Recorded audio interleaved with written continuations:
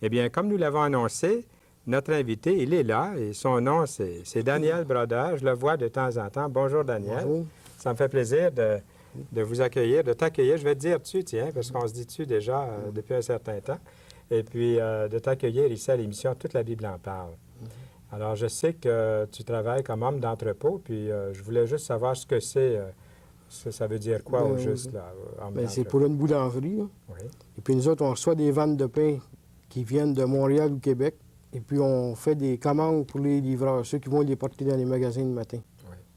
Alors, les gens ils pensent souvent, Daniel, qu'à Toute la Bible en parle, ils ont déjà vu ici des théologiens, ils ont déjà vu des pasteurs, ils ont déjà vu des gens de tous les métiers. Et puis là, aujourd'hui, quelqu'un qui travaille dans une boulangerie. Oui. Alors, il y a des gens partout qui peuvent être sauvés, qui peuvent venir à Jésus-Christ. C'est ça qui est... On est fiers, à Toute la Bible en parle, d'avoir des gens qui viennent de tous les milieux, de tous les métiers. On a eu des gens de couleur qui sont venus ici témoigner. Et aujourd'hui, c'est Daniel Brodeur de Granby. Et le chanteur Jacques Whitney est avec toi. Tu vas nous le prêter pour quelques instants au cours de l'émission. Il est très bon. Oui, il est chante fameux. bien. Oui, très bien. Et puis, j'aimerais savoir, Daniel, on va aller tout de suite dans le vif du sujet, puisqu'ici, à Toute la Bible en parle, le but, c'est de prêcher l'Évangile dans toute sa simplicité, dans sa pureté. Puis, on voudrait que les cœurs se tournent vers le Seigneur Jésus-Christ. Et je pense que c'est ce qui t'est arrivé un jour dans ta vie. Oui. Mais avant que ça se produise, comment vivais-tu? Bien, je dois dire qu'on va partir de l'âge de 14-15 ans, mettons. À partir de 14-15 ans, moi, je prenais ma brosse à toutes les semaines. À cet âge-là? Oui. Et où étaient la mère et le père? Bien, ils me voyaient, mais je veux dire, quand même, on a eu une bonne éducation.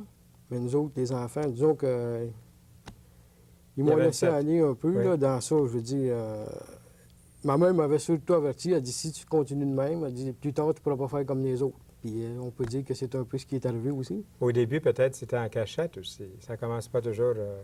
Bien, j'étais en cachette, mais quand on arrive assez pacté le soir, le samedi soir, ça paraît un peu. Il n'y a pas personne là, qui dit que c'est la cachette. Alors, c'était jeune, 13-14 ans. Oui. Qu'est-ce Et puis, que... parce que j'ai toujours travaillé, disons que j'ai toujours eu un emploi. J'avais beaucoup d'oncles qui ont des commerces, puis tout ça. Fait que j'ai jamais manqué d'emploi, puis j'avais de l'argent pour mes dépenses. Puis à un moment donné, bien, mon père a eu un commerce. Fait que là, quand il a eu le commerce, moi, je croyais que ma vie était faite. J'ai dit, ouais, mais je vais travailler pour mon père, je vais me marier. Comme tous les jeunes hommes pensent que tous les jeunes aimeraient se marier, avoir une famille, puis une auto, une maison, toutes ces choses-là. J'ai vécu tout le temps avec cette pensée-là. Disons que aussi, on a été élevés, puis je croyais toujours en Dieu. J'avais peur d'aller en enfer, moi. J'ai toujours une phobie de l'enfer. Qu'est-ce qui te Puis faisait... je croyais le péché. Pensais-tu que tu allais en enfer ou si tu pensais que ta vie était disons quand même assez bonne? Ou... Non, ma vie n'était pas bonne, ça c'est sûr. Tu savais qu'il y avait quelque chose là? Et puis, quand on a eu le commerce, bien, je suis parti de chez nous. Là, j'ai été dans l'armée 5 ans. J'ai été 2 ans en Allemagne. Puis quelqu'un m'avait posé cette question-là, si j'avais peur de mourir. J'ai dit, ça me fait rien. Si je meurs en état de grâce, je m'en vais au ciel. Mais c'est ce qu'on nous enseignait. Et puis, là, quand j'ai été 2 ans en armée, j'avais une amie qui était ici à Granby. Elle m'a écrit, puis elle m'a dit qu'elle m'aimait dans le temps que j'étais là-bas. Puis moi, je l'aimais beaucoup d'avance. Puis là, bien, je voulais laisser l'armée puis m'en revenir à Granby.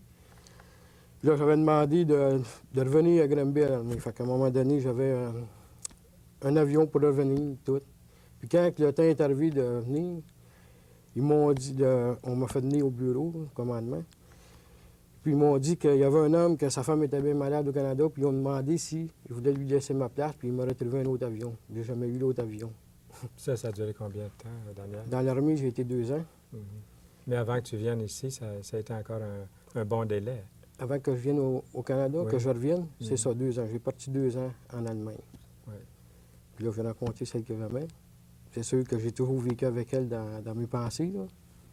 Et puis, là-bas, je prenais un coup, je faisais des folies, on dit, comme...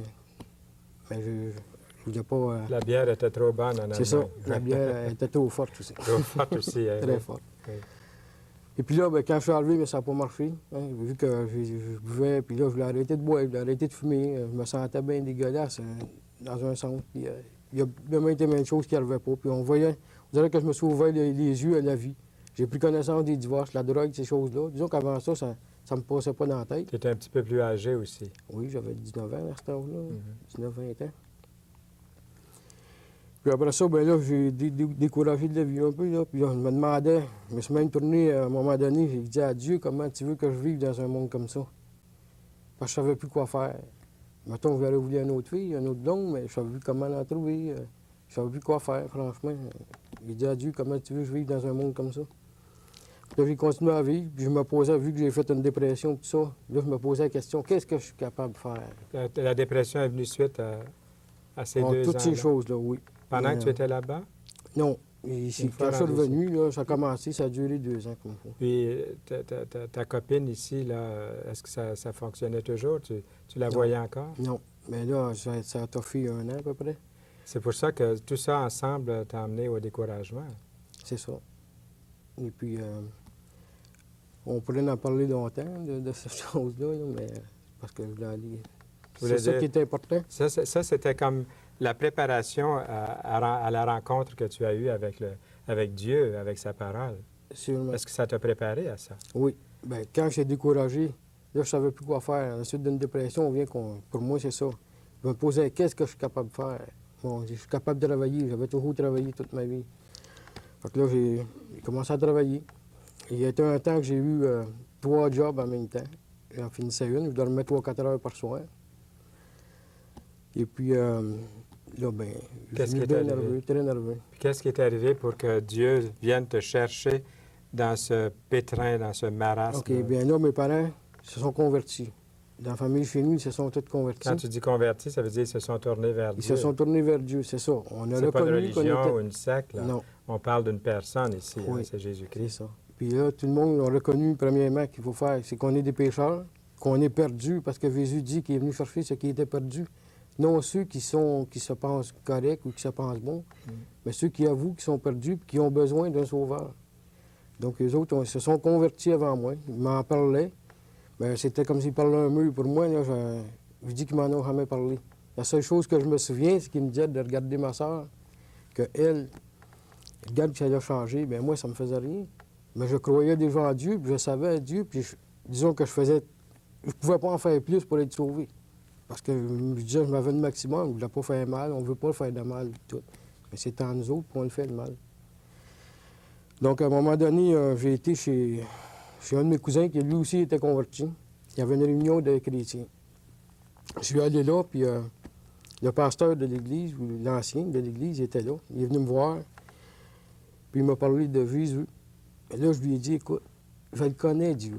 Je sais que Dieu existe. Je sais que Dieu est tout-puissant. Je sais qu'il est grand. Je sais tout ça. Je dis, qu'est-ce que tu veux que je fasse de plus? Mais il dit, si tu crois à ça, pourquoi tu ne viens pas avec nous autres? Mais ça me donnerait de quoi de plus? Ça me donne rien. Donc là, il y a quelqu'un qui a pris la Bible. Puis ils se sont regroupés, ils étaient assis autour d'une table, puis ils ont lu des passages de la Bible. Donc, je vais lire le verset qu'il lisait. Un verset Un verset qu'il avait lu ce soir-là, Ce ou ce soir-là. journée-là, oui. Oui. Puis ça, ce verset-là, il veut dire quelque chose de spécial pour toi dans ta vie. Il t'a touché d'une Oui. manière spéciale. Oui. Tu vas nous Ouais. dire comment. OK. OK, mais lis-le, c'est OK. intéressant. Le verset, c'est dans 1 Thessaloniciens 4, au verset 17. Mhm. Ils disent, « Ensuite, nous les vivants qui serons restés, nous serons tous ensemble enlevés avec eux sur des nuées, à la rencontre du Seigneur dans les airs, et ainsi nous serons toujours avec le Seigneur. » Là, ils ont lu ce verset-là, puis là, il y a quelqu'un qui a dit à un moment donné que Satan va dire que c'est des soucoupes volantes qui sont venus nous chercher. Moi, je ne croyais pas aux soucoupes volantes. Si je croyais en Dieu, je croyais en Satan. Mais qui est-ce qui disait ça, là? C'est un des chrétiens qui expliquait la Bible, qu'à un moment donné... Il y en a qui disent ça. Il y en a qui disent, oui. ça. Lui, il ne croyait pas ça, mais il ne croyait pas que les soucoupes volantes allaient venir nous chercher. Non, non, lui, il croyait Mais- que c'était l'enlèvement Oui. par Jésus-Christ. Mais il disait qu'il y en a qui croient que des soucoupes volantes vont venir. C'est ça, il y a Oui, beaucoup de oui, monde qui croit oui, en on beaucoup entend de ça, choses oui. qui, je pense, que c'est pour aveugler le monde. Mhm. Parce que quand on va aux paroles, il y a beaucoup de choses qui sont contre la parole de Dieu. Donc là, moi, je ne croyais pas aux soucoupes volantes. J'ai dit, c'est pas fou ce qu'ils disent là. Tout. Là, j'ai dit, là, j'avais entendu qu'il faut faire la prière de la foi, qu'on n'avait pas besoin de broyer pour recevoir le Seigneur, mais qu'on avait juste à lui dire d'un cœur sincère. Donc, je suis parti, je me suis assis dans mon auto, j'ai reconnu que j'étais un pécheur devant Dieu, que j'étais perdu, que je m'en allais en enfer, que je ne veux pas aller en enfer. Seigneur, je veux aller au ciel avec toi. J'ai dit, moi le chemin. Puis là, je me suis levé, j'ai dit, je suis sincère. Mais moi, je ne savais pas que lui était plus sincère que moi. Oui, c'est vrai. Fait que je lui ai dit qu'il était sincère. Donc, j'ai continué à vivre normalement. Tous les dimanches au soir, je vais aller dans les clubs. Tu retournais dans les clubs. Oui, Après avoir fait cette prière-là dans ton auto, là, c'est ça. la Mais prière moi, sincère au Seigneur, une prière de c'est repentance. ça. Tu l'avais vraiment faite, cette Oui. prière-là. Puis je voulais être sauvé, je voulais aller avec le Seigneur. Puis là, tu continuais quand même ta vie. Ma là. vie, Oui. c'est ça. Là, j'allais dans un club, j'étais au club, puis rentrer comme d'habitude. Là, j'étais au bar pour prendre une bière, puis ça me tentait pas de demander ma bière. Je dis, j'ai pas soif. Là, je dis, je vais prendre, j'ai pas soif. Et j'ai été m'asseoir avec mes copains. Là, je me suis assis, je regardais dans la salle. Là, je me suis regardé. Là, je me suis vu bien sale.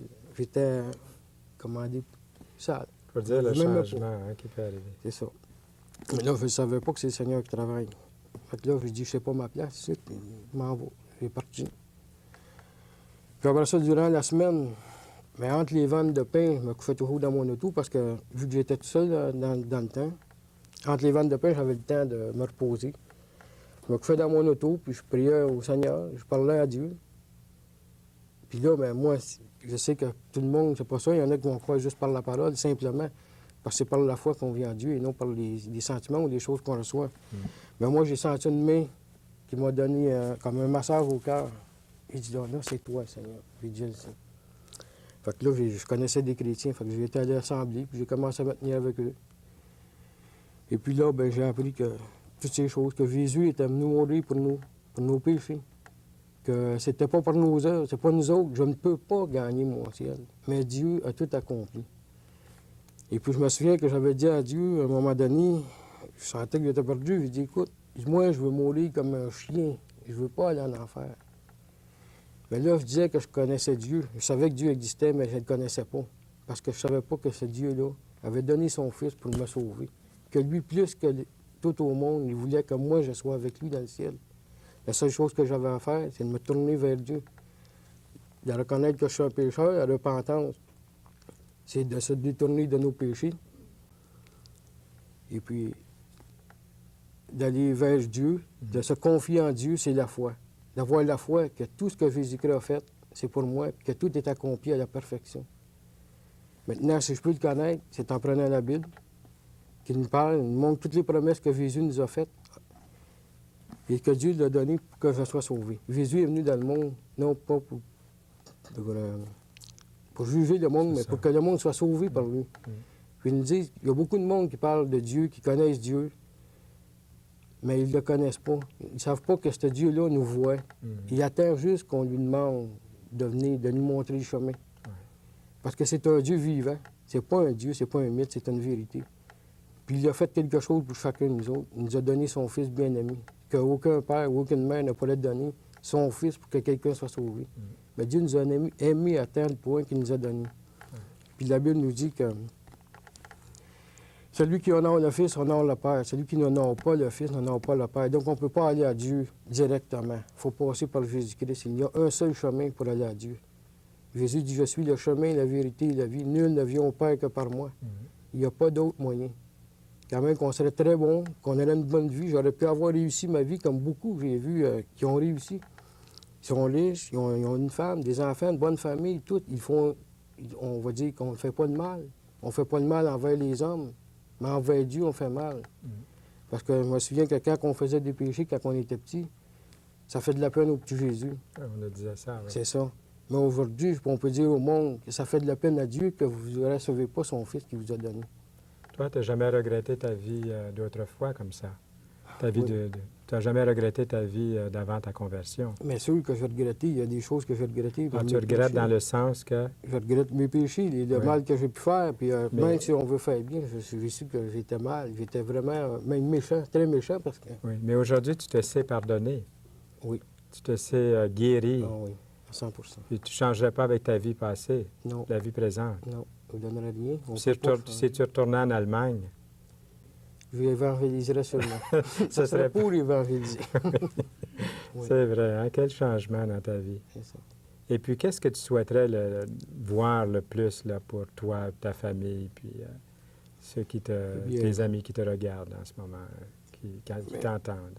Pour ceux qui ne connaissent pas le Seigneur, pour ceux qui connaissent le Seigneur, c'est sûr que c'est de grandir dans le Seigneur, d'être rempli de son esprit, de glorifier dans nos vies. Le glorifier, c'est d'en parler à tout le monde. et puis ceux qui ne le connaissent pas, mais de se tourner vers Dieu. Parce que on pense souvent, moi je pense souvent, c'est quoi l'enfer? Quand on est arrivé, quand on arrive à la fin, il est trop tard. On est séparé de Dieu pour l'éternité, séparé de Jésus pour l'éternité aussi. Ça, c'est le pire qu'on peut avoir. On peut être bien déprimé, avoir beaucoup de mal, puis être très mal en dedans, mais ça n'équivaut pas le mal qu'on peut avoir quand on va être séparé de Dieu. Mais Jésus nous a donné la vie éternelle et non la mort éternelle, C'est pour ça. ceux qui ne le connaissent pas. Puis il nous dit, il y a un verset dans l'Écriture qui dit « Choisis la vie ». Exactement. Tu as choisi la vie, mon cher Daniel. Exact. Et puis, on va écouter dans 2 minutes à peu près. Je vais faire quelques petites annonces. Je vais me tourner vers nos amis. Et on revient pour le mot de la fin. Un dernier bonjour à la fin de l'émission pour ceux qui ont entendu ce beau témoignage que tu nous as donné.